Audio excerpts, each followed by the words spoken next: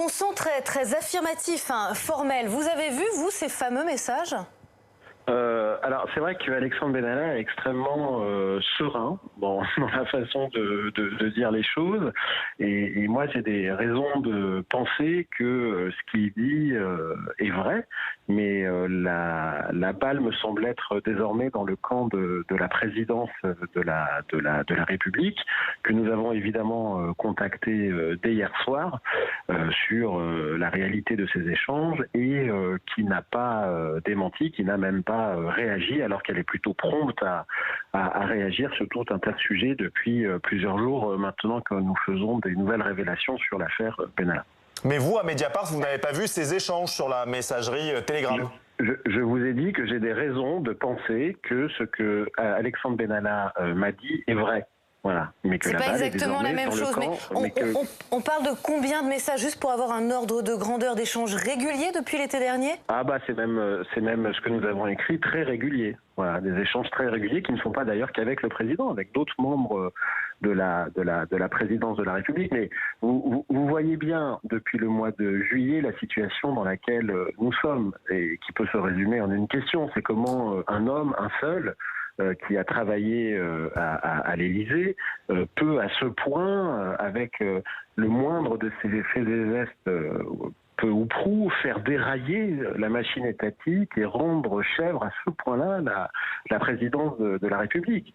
Ça a d'abord été sur les événements du 1er mai, puis maintenant, depuis quelques jours, les révélations de Mediapart sur cette sidérante histoire des passeports diplomatiques. Il y a quelque chose d'insaisissable dans cette relation entre cet homme et le château et la présidence de la République qui, à chaque fois, fait dérailler la machine étatique. Quand vous vous êtes entretenu avec Alexandre Benalla, vous aviez l'impression qu'il veut nuire au président ou simplement qu'il se défend? Non, alors j'ai pas du tout eu le sentiment qu'il voulait nuire au président, paradoxalement.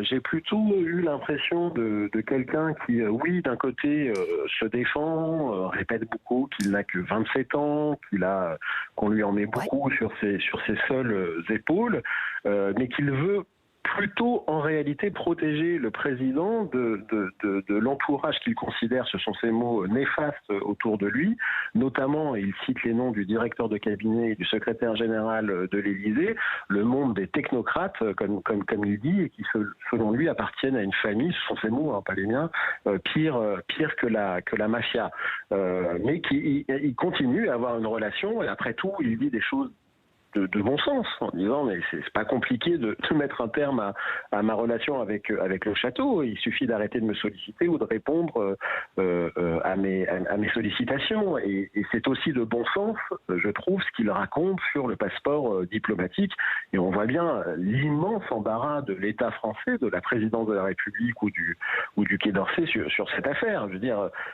tout le monde est d'accord pour dire que les passeports n'ont pas été restitués, le Quai d'Orsay ne pouvait pas l'ignorer. Ils ont demandé les passeports, ils les ont pas eu, donc ils savaient qu'ils n'étaient pas restitués.